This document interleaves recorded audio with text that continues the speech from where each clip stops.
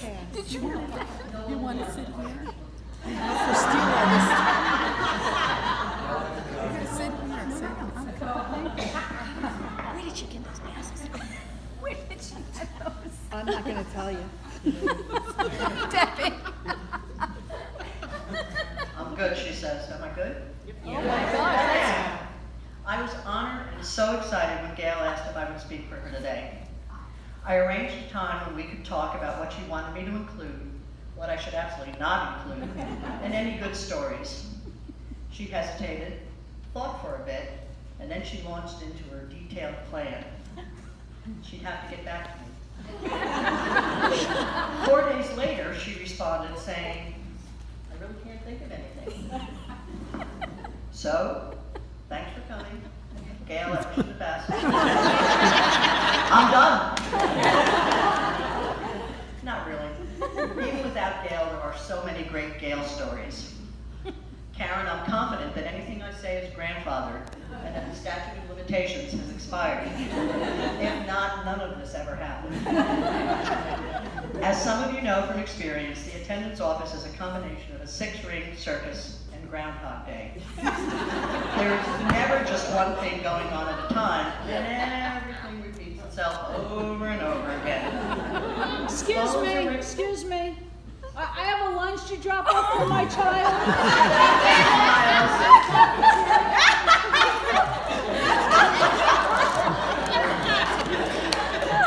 Phones are ringing, the doorbell is beeping, there are students arriving late or leaving early, there are visitors, parents signing in, and people coming in the door to the office. Each person sincerely believes that their issue is critical and they should come first. Attendance personnel has rotated in and out over the years, but through several staff changes, one person has steadfastly held down the fort.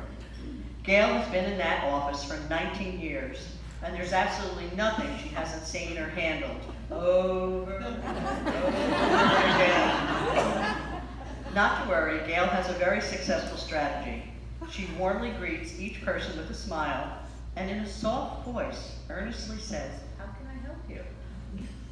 Her tone of voice immediately forces the louder speaking person to speak more quietly, and then she can deal with their issue.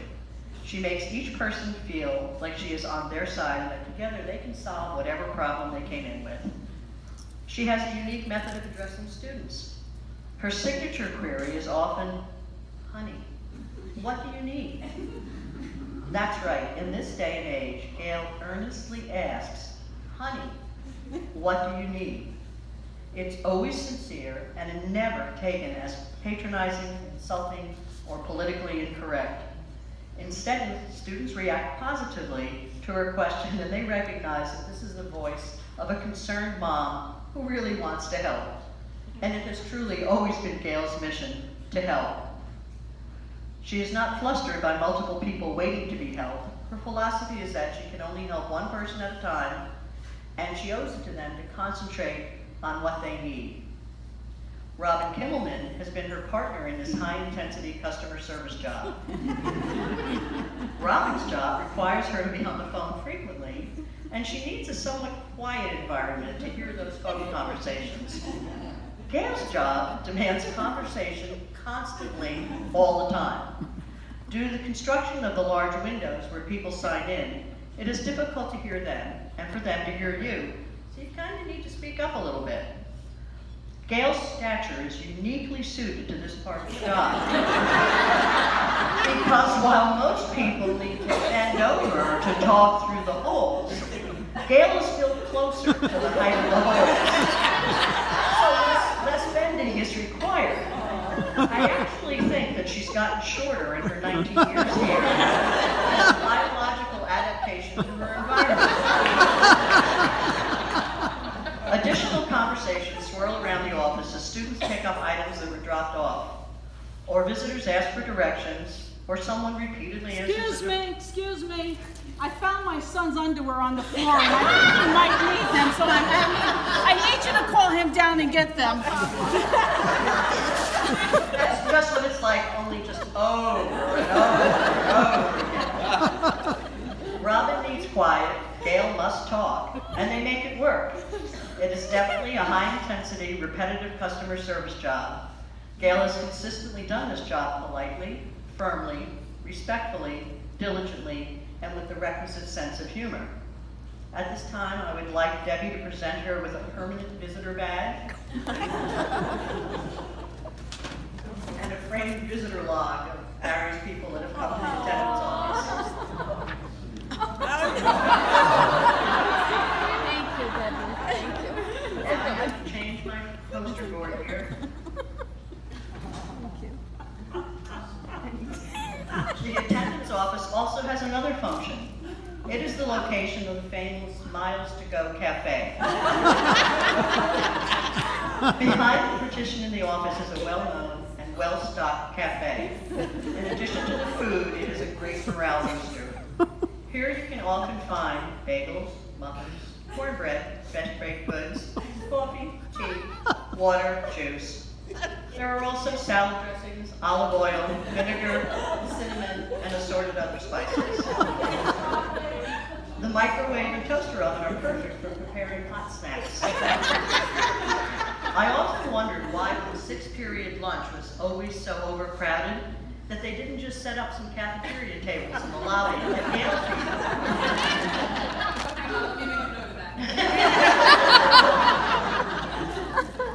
Not all of the attendance office action takes place during school hours. One afternoon, just after the buses left, a young man came to the window to pick up his nephew, who was in after-school detention. Mindy and Gail looked at his driver's license, and he seemed to know why his nephew was in detention, so Gail gave him a pass and called down to detention. Shortly after they left, we were notified that I was not really an uncle, but a friend from another school. Then the police showed up. Gail and Mindy were eager to help the officer. Gail said the uncle was a tall man. Mindy said he was just average. Now I know why they have those height strip decals at the convenience store. Everybody looks tall. One said he had dark hair. One said no, his hair was light. One said his hair was long.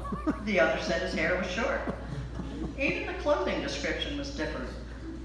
After conferring with the station, the officer asked if Mindy and Gail would be willing to participate in a drive-by identification. Sure, they cheerfully replied. Out the front door they went, and there was a patrol car at the curb. As she was walking towards the car, Gail leans down. She looks in the car and says, "But there's nobody in there." "Oh no," said the officer, "I'm going to take the two of you in the car, and we're going to drive by the suspect." And just like that, there were 2 school employees being taken away. And yes, they did successfully identify the suspect. And now I would like Gail to receive her permanent police badge.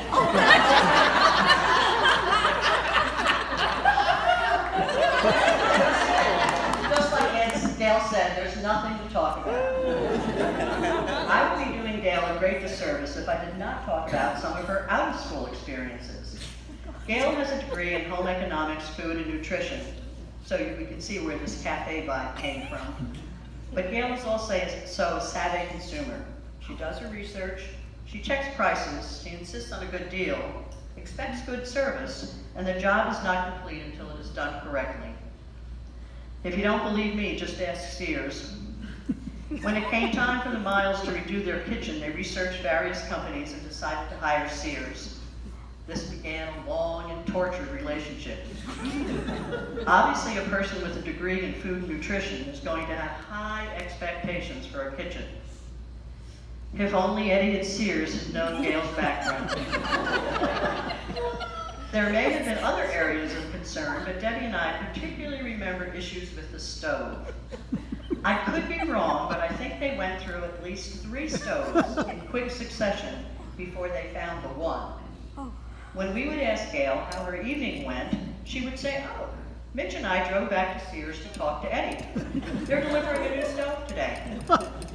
I believe Eddie started to hide when he saw them coming, and I'm pretty certain that he retired shortly after the was finished. Very shortly. Later, they decided they needed some interior painting done at their house. Their son Ryan had recently moved and was having some rooms painted. When Gail and Mitch visited, they really thought the painter had done a great job. So they called the man and asked if he'd be willing to travel to Hillsburg to do some painting. And Patricio responded, "Yes, I do that." And so began the saga of Patricio. His work was excellent, and when he completed one job, they found another one for him. One night it was dinner time, and Gail had prepared their meal, but Patricio was still hard at work. Now Mitch is as kind and generous a host as Gail is, so they asked if Patricio would like to take a break and join them for dinner. To which he replied, "Yes, I do that." When dinner was over, Gail was finished cleaning up the kitchen. She went to see if Patricio was almost finished his work, but he wasn't in the room painting. All his equipment was there, but he was nowhere to be seen. She went to see if Mitch knew where he was, and she found Patricio watching TV with Mitch. Shortly after that, Patricio was painting very late on a Friday night. Concerned about him driving home so late at night, Gail and Mitch asked Patricio if he would like to stay overnight in their restaurant. To which he replied, "Yes, I do that." Saturday morning, Gail felt Mitch shaking her arm. "What?" she said. "What do you want? It's very early." Mitch said, "Patricio's hungry."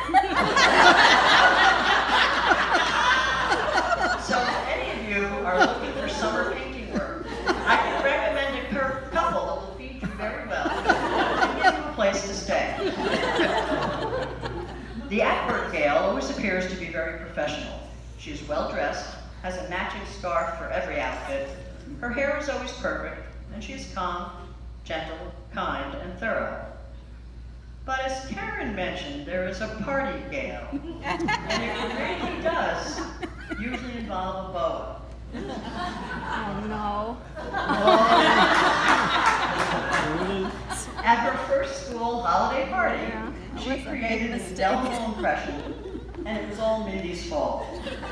That year we were at the Three Bridges Firehouse. I was a designated driver. This was the night Mindy taught Gail to do shots. To